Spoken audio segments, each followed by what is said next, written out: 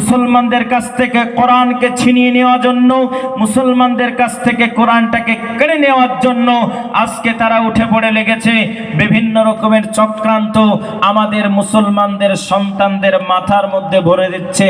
শুধু তাই নয়, টাকার কাছে আজকে ঈমানটাও বিক্রি হয়ে যাচ্ছে।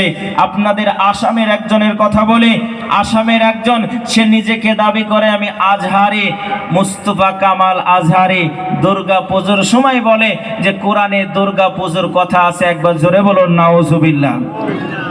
তোমার মতন শত শত আজহারি এলো, পৃথিবীর মানচিত্রে কোরআনকে মুছে দেওয়ার চেষ্টা করলো, কিন্তু আল্লাহর কোরআন জানিয়ে দেয় ইন্না নাহনু নাযালনা যিকরা, আমি আল্লাহ কোরআনকে অবতীর্ণ করলাম, কোরআনকে নাজিল করলাম এবং কোরআনকে হিফাজত করার দায়িত্ব আমি আল্লাহ নিজেই নিলাম। কোরআনের হিফাজত করব মানুষের অন্তরের মধ্যে, মানুষের অন্তরের ভিতরে। আজও পর্যন্ত কেউ কোরআনের একটা পর্যন্ত আল্লাহ পাকের শুকরিয়া আদায় করি, তারপরেও আমরা আল্লাহর শুকরিয়া আদায় করে শেষ করতে পারবো না। আল্লাহ তাআলা আমাদেরকে অসংখ্য নিয়ামত দান করেছেন। তারপরে পরে সর্বসর্বাগ্যে, সর্বযুগের, সর্বকালের সর্বশ্রেষ্ঠ মহামানব, যিনার কথা কোরআনের মধ্যে আছে এমনটা নয়, হাদিসের মধ্যে আছে এমনটা নয়। আমি বিভিন্ন ধর্মের একজন ছাত্র হিসাবে বলছি, আমি পড়লাম গীতার মধ্যে বলা আছে লা ইলাহা হারতে পাপাম ইল্লা ইলাহা পরম পদম জনম বৈকুণ্ঠন প্রাপ্তি জপিত নামে মোহাম্মদন। একবার চিৎকার করে বলুন সুবহানাল্লাহ। শুধু তাই নয়, একটি বই লেখা হলো পৃথিবীর মধ্যে দ্য 100 ম্যান, যে বইটির মধ্যে যীশুখ্রিস্টের জীবনী আনা হলো, বালক ব্রহ্মচারীর জীবনী আনা হলো, শ্রীকৃষ্ণের জীবনী আনা হলো, রামের জীবনী আনা হলো, নবদ্বীপের মহাপ্রভু চৈতন্যর জীবনী আনা হলো, আদমের জীবনী আনা হলো, ইব্রাহিমের জীবনী আনা হলো। এমন করে পৃথিবী জুড়ে চুষে চুষে চুনে চুনে 100 মানুষের জীবনী আনা হলো। বইটার লেখক আমার মতন টুপিওয়ালা নয়, আপনার মতন দাড়িওয়ালা নয়, আপনার মতন 5 ওয়াক্তের নামাজির নয়, তাকে চাচা বলে ডাকে না। বইটার লেখক যিনি, তিনি একজন খ্রিস্ট ধর্মের মানুষ, তেনার নাম হলো মাইকেল এইচ হার্ট। তিনি বই লিখলেন দ্য 100 ম্যান। 100 ম্যানের মধ্যে সর্বপ্রথমে বোল্ডার অক্ষরে মেন হেডিংয়ে যেই মানুষটার নাম লেখা হলো the Messenger of prophet Muhammad সাল্লাল্লাহু আলাইহি ওয়াসাল্লাম। একবার চিৎকার করে বলুন সুবহানাল্লাহ। আমার ভাইয়েরা, শুধু তাই নয়, আজকে সারা পৃথিবীর প্রেক্ষাপটে, সারা পৃথিবীর মানচিত্রে আজকে আবার নবীজির নামটাকে নিয়ে কলুষিত করা হচ্ছে। বিশ্বনবী সাল্লাল্লাহু আলাইহি ওয়াসাল্লামের চরিত্রটাকে অঙ্কন করা হচ্ছে, তেনার ছবি আঁকানো হচ্ছে। ছবিটা আঁকানোর পরে বলে দেওয়া হচ্ছে যে এই মানুষটা হলো টেররিস্ট, এই মানুষটা কখনো ভব্যতা শিখাতে পারে না। অথচ পৃথিবীর মধ্যে নবীর মতন আদর্শবান মানুষ, নবীর মতন আখলাকওয়ালা মানুষ, নবীর মতন শ্রেষ্ঠ নেতা, শ্রেষ্ঠ গুরু আর একটাও হতে পারে না। বিভিন্ন মনীষীর চোখে মুহাম্মদ সাল্লাল্লাহু আলাইহি ওয়াসাল্লাম একটি বই লিপিবদ্ধ করা হলো, যেখানে আমাদের ভারতবর্ষের জাতির জনক যিনাকে বলা হয় মহাত্মা গান্ধীর একটা উক্তি আছে। তিনি বলেন যে যুগের কালের শ্রেষ্ঠ নবী যিনি, তিনার আদর্শটা পড়লাম, জীবনীটা পড়লাম, মুহাম্মদের মতন আদর্শওয়ালা নেতা আমি মহাত্মা আমার জীবনে খুঁজে পেলাম না। একবার জোরে বলুন সুবহানাল্লাহ। আজকে সেই নবীজির উম্মত আমরা। আমার ভাইরা, বলতে খুব কষ্ট লাগে, কলিজাটা ফেটে চূর্ণ বিচূর্ণ হয়ে যায়। আজকে সারা পৃথিবীর মানচিত্রে মুসলমানদেরকে কলুষিত করার জন্য, মুসলমানদের কাছ থেকে কোরআনকে ছিনিয়ে নেওয়ার জন্য, মুসলমানদের কাছ থেকে কোরআনটাকে কেড়ে নেওয়ার জন্য আজকে তারা উঠে পড়ে লেগেছে। বিভিন্ন রকমের চক্রান্ত আমাদের মুসলমানদের সন্তানদের মাথার মধ্যে ভরে দিচ্ছে। শুধু তাই নয়, টাকার কাছে আজকে ঈমানটাও বিক্রি হয়ে যাচ্ছে। আপনাদের আসামের একজনের কথা বলে, আসামের একজন, সে নিজেকে দাবি করে আমি আজহারি, মুস্তফা কামাল আজহারি, দুর্গা পুজোর সময় বলে যে কোরআনে দুর্গা পুজোর কথা আছে। একবার জোরে বলুন নাউজুবিল্লাহ। তোমার মতন শত শত আজহারি এলো, পৃথিবীর মানচিত্রে কোরআনকে মুছে দেওয়ার চেষ্টা করলো, কিন্তু আল্লাহর কোরআন জানিয়ে দেয় ইন্না নাহনু নাযালনা যিকরা, আমি আল্লাহ কোরআনকে অবতীর্ণ করলাম, কোরআনকে নাজিল করলাম এবং কোরআনকে হিফাজত করার দায়িত্ব আমি আল্লাহ নিজেই নিলাম। কোরআনের হিফাজত করব মানুষের অন্তরের মধ্যে, মানুষের অন্তরের ভিতরে আজও পর্যন্ত কেউ কোরআনের একটা ভুল বার করে দেখাতে পারেনি, আগামীতে পারবেও না। একবার জোরে বলে নারায়ে তাকবীর। ইয়া রাসূলুল্লাহ, ইয়া হাবিবাল্লাহ, মনের মধ্যে বড় ভয় ছিল যদি বা আমার সন্তানটা কন্যা সন্তান হয়ে যায়। আমি আমার বেবিকে ডাক দিয়ে বললাম, কলিজা টুকরা বেবি গো, আমার যে সন্তানটা তোমার পেটের মধ্যে আছে, সন্তানটা যদি নারী সন্তান হয়, মনের মধ্যে দুঃখ নিও না, মায়া নিও না, সন্তানটাকে গলা টিপে তুমি হত্যা করে দিও। আর সন্তানটা যদি পুরুষ সন্তান হয়, ওই সন্তানটাকে সোনার বাক্সের মধ্যে ভরে রেখো। জোরে বলুন একবার সুবহানাল্লাহ। আরবের বুকে নারীদেরকে 3টি কায়দায় তখন ব্যবহার করা হতো। এত বর্বরতার সময় ছিল, এত মূর্খতার যুগ ছিল, একটা নারীকে তারা একাধিক পুরুষ বিবাহ করত। বিবাহ করার পরে ওই নারীটার পেটে যে সন্তানটা হতো, ওই সন্তানটার চেহারার সঙ্গে যার মিল হতো তাকে তার স্ত্রী বলে দিয়ে দিত। আজকে পৃথিবীর জমিনে অনেকে বলে যে রাজা রামমোহন রায় বিধবা প্রথা চালু করেছে। আমি এইটাকে 100% ভুল বলে স্বীকৃতি দিয়ে যাই। পৃথিবীর জমিনে একজন মহামনীষীর আবির্ভাব হলো। গীতার মধ্যে তার কথা আছে, হোতার মিন্দ্র মহাসুরেন্দ্র সম্ভলে বিষ্ণু যশস্ব। যিনি সম্বল মানে শুক্লপক্ষ, যিনি মরুভূমি এলাকায় জন্মগ্রহণ করবে, তিনার পিতার নাম হবে বিশুযশা। বিশুযশা কথার অর্থ হলো মালিকের দাস। নবীজির পিতার নাম হলো আব্দুল্লাহ। আব্দুল্লাহ কথার অর্থ হলো মালিকের দাস। তিনার মাতার নাম হবে সুমাতান। সুমাতান মানে নিরাপদ। আমিনা কথার অর্থ হলো নিরাপদ। এইরকম ভাবে নবীজির ভবিষ্যৎবাণী করা হয়েছে। আমার ভাইয়েরা, সোনার চাঁদ, তরুণ যুবক নওজোয়ানেরা, সেই মক্কার জমিনে বিশ্বনবী সাল্লাল্লাহু আলাইহি ওয়াসাল্লাম 25 বছরের ফুটন্ত টকবকে যুবক হয়ে 40 বছরের একজন বিদ্যা রমণীকে বিবাহ করে পৃথিবীর মানচিত্র থেকে বিধবা প্রথাকে উৎখাত করলেন। চিৎকার করে বলে নারায়ে তাকবীর। ইসলাম নেভার সাপোর্ট অফ টেরোরিজম। ইসলাম কখনোই সন্ত্রাসবাদীকে সমর্থন করে না। ইসলাম কমপ্লিট কোর্স অফ লাইফ। পৃথিবীর জমিনে ইসলাম এমন একটি ধর্ম যেটা হলো একটি পূর্ণাঙ্গ জীবন ব্যবস্থার নাম। এজন্য আমি আপনাদেরকে বলবো, বিশ্বনবীর সাহাবা বলল, ইয়া রাসূলুল্লাহ, ইয়া হাবিবাল্লাহ, আমি ওই রকম অবস্থায় আমার বিবিকে রেখে বাণিজ্যের কাজে চলে গেলাম। দিন যায় দিন আসে, দিন যায় দিন আসে।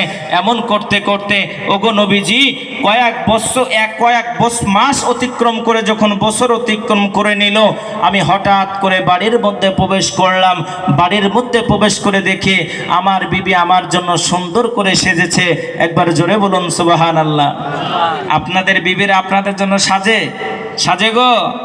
এই মেলাতে সাজবে, ওই যে সুনু, পাউডার, লিপস্টিক, আলতা যত যা দেবেন আপনার সামনে থাকবে একদম ফকিরের মতন। আর যখন বের হয়ে যাবে, নাকে কানে চুলে যত রকমের রং আছে মাখিয়ে বলে আজকে এলাকার মানুষকে দেখাবো। আর স্বামীর কাছে যখন যাবে তখন মনে হবে যে এলাকার ফকির ভিক্ষি করতে এসছে। ঠিক বললাম না ভুল বললাম? জোরে বলুন, ঠিক বললাম না ভুল বললাম? কিন্তু নবীর যুগে তখন তারা স্ত্রীরা ছিল এইরকম, স্বামীকে মহব্বত করত, স্বামীকে ভালোবাসত। সাহাবাটার নাম হযরতে দাইহাতুল কালবি রাদিয়াল্লাহু তাআলা আনহু। তিনি বললেন, আমার বিবি সুন্দরভাবে সেজে গুজে আমার সামনে দাঁড়িয়ে গেল। একবার জোরে বলুন সুবহানাল্লাহ। দরজাটা যখন ওপেন করে দেওয়া হলো, দাইহাতুল কালবি রাদিয়াল্লাহু তাআলা আনহু ইসলাম ধর্ম তখন গ্রহণ করে নাই। চিৎকার করে বলল, প্রাণের বিবি, ও কলিজার টুকরা বিবি গো, তোমার পেটের মধ্যে যে সন্তানখানা ছিল, বিবি বলে দাও, সন্তানটা নারী হয়েছে নাকি সন্তানটা পুরুষ হয়েছে? বিবি কান্না করে আর বলে, স্বামী গো, কতদিন আপনাকে দেখি নাই, আপনাকে দেখার জন্য আমার অন্তরটা শীতল হয়ে যায়। স্বামী, একটু ঘরের মধ্যে আপনি প্রবেশ করেন। স্বামীকে ডাকা হলো, ঘরের মধ্যে প্রবেশ করানো হলো। হলো ঠান্ডা পানিখানা যেন আগিয়ে দিয়ে যায়, ঠান্ডা পানি পান করে তাদের সমস্ত রকমের আলাপনটা শেষ হয়। এমত অবস্থায় হযরতে দাইহাতুল কালবের স্ত্রী দুইখানা চোখের পানিটা ছেড়ে দিয়ে কান্না করে। স্বামী জিজ্ঞেস করে আর বলে, বিবি গো, কান্না করো কেন, কান্না করো কেন, তোমার কান্না করার কারণটা কি তুমি জানিয়ে দাও। বিবি কাকুতি সরে বলে, স্বামী গো, মেহেরবানি করে যদি আপনি একটিবার ঘরের মধ্যে প্রবেশ করতেন। ইয়া রাসূলুল্লাহ, আমি যখন ঘরের মধ্যে প্রবেশ করলাম, লক্ষ্য করলাম, দেখতে পেলাম ঘরের ভিতরে পূর্ণিমার চাঁদের মতন সুন্দর একটা ফুটফুটে কন্যা সন্তান। জোরে বলুন একবার সুবহানাল্লাহ। আমি আমার বিবিকে ডাক দিয়ে বললাম, বিবি রে, এত সন্তানটা কার সন্তান? আমার বিবি আমাকে বলে, স্বামী গো, এটা হলো আপনার আমানত, তার নাম আমি রাখলাম জামিলা। ইয়া রাসূলুল্লাহ, ইয়া হাবিবাল্লাহ। আমার বিবির মুখে কথাটা শোনার সঙ্গে সঙ্গে আমার অন্তরটা ফেটে চূর্ণ বিচূর্ণ হয়ে গেল। ডাক দিয়ে বললাম, বিবি রে, কন্যা সন্তানকে কেন তুমি জীবিত রেখেছো? মা কান্না করে আর বলে, স্বামী, আমি মা একদিন নয়, 2 দিন নয় রে স্বামী, 10 মাস 10 দিন পেটের মধ্যে কত কষ্ট করে আমার সন্তানকে রাখলাম, কত কষ্ট করে আমি লালিত পালিত করলাম। ওগো আমার স্বামী, ওই যে পেশাবের বেদনা কত কঠিন, পৃথিবীর কোনো মানুষ জানে না। স্বামী গো, আমি ডান দিকে শুতে পারিনি, আমার সন্তান জানাই আমাকে বাম দিকে লাত মেরেছে, আমি বাম দিকে শুতে পারিনি, আমার সন্তান যেন আমাকে ডান দিকে লাত মেরেছে। কলিজার টুকরা স্বামী, এই জন্য আমি আমার সন্তানকে হত্যা করতে পারিনি। নবী আমার 2টা চোখের পানি কানা ছেড়ে দিয়ে বলে, এই দাইহাতুল কালবি, কেমন করে একজন পিতা তার সন্তানকে হত্যা করতে পারে?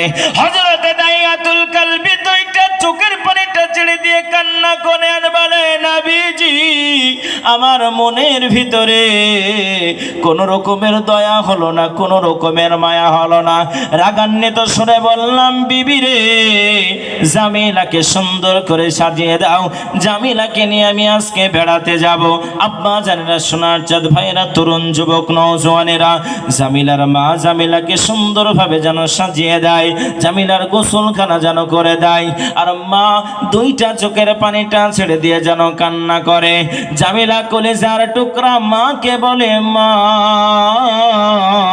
ওগো আমার কলিজার টুকরা মা, কান্না করো কেন, কান্না করো কেন, তোমার চোখে কেন পানি গো মা? জামিলার মা জামিলাকে ডেকে বলে, পাগলি রে, আমার মন যেন মানে না রে, আমার মনের মধ্যে যেন হয় তুমি জামিলা আমার কাছ থেকে অনেক দূরে চলে যাবে। জামিলা বলে, মা, আমি আমার আব্বাকে অনেক কাছে থেকে দেখেছি, আমার আব্বা কত ভালো, আমাকে সন্তান বলে বুকের মধ্যে তুলে নিল, আমার গালে চুমা দিল, আমাকে কত সুন্দর করে আদর করলো। ওগো মা, আমার আব্বা কতই না ভালো আব্বা। নবীজি, আমার জামিলা কলিজার টুকরা কচি বাচ্চা জানে না আজকে জামিলার জীবনের শেষ দিন হয়ে যাবে। ইয়া রাসূলুল্লাহ, ইয়া হাবিবাল্লাহ, এমত অবস্থাতে আমার বেবি জামিলাকে চুমা দিয়ে আমার কোলে যখন তুলিয়ে দিল, আমি জামিলাকে কোলে করে নিয়ে ঘোড়ার পিঠে চড়ে, উটের পিঠে চড়ে রওনা দিয়ে দিলাম।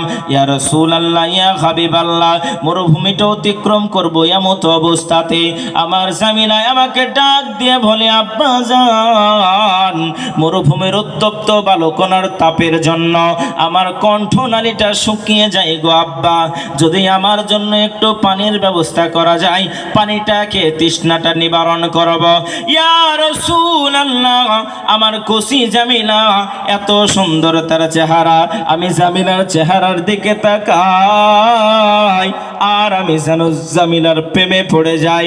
কিন্তু শয়তান আমাকে বারবার বলে, ও দাইহাতুল কালবি, নিজের সন্তানের দিকে তাকায়ও না, আজকে জামিলার মতন কত জামিলাকে তুমি জিন্দা দাফন দিয়েছো, জামিলার মতন কত জামিলাকে তুমি হত্যা করে করেছো। ওরে কালবে না রে না, সন্তানের চেহারার দিকে তুমি তাকাইও না।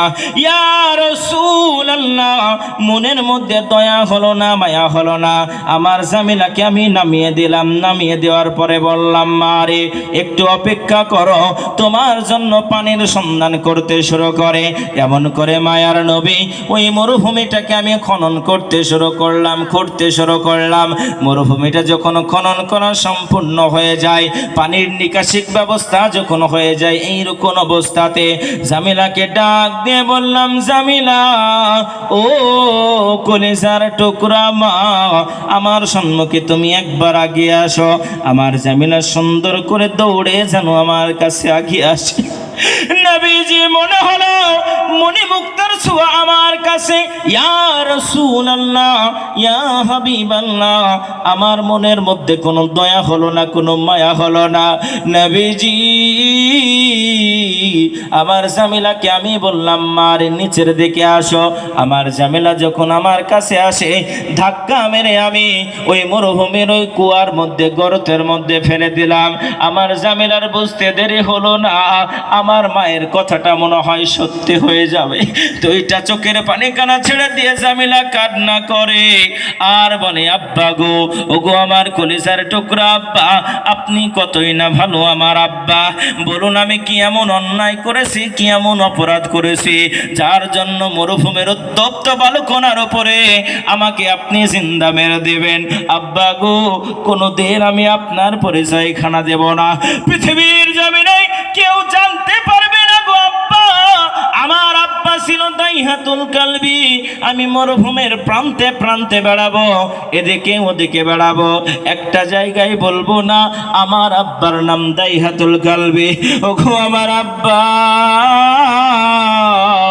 আমাকে একটিবারের জন্য আমার প্রাণটা আপনি ভিক্ষা দেন, একটিবারের জন্য আমার প্রাণটাকে আপনি ভিক্ষা দেন। নবীজি আমার সন্তানের কথা শুনে আমার মনের মধ্যে কোনো রকমের দয়া হলো না। জীবনের গুনাহটাকে আমার আল্লাহ তাআলা মাফ করবে।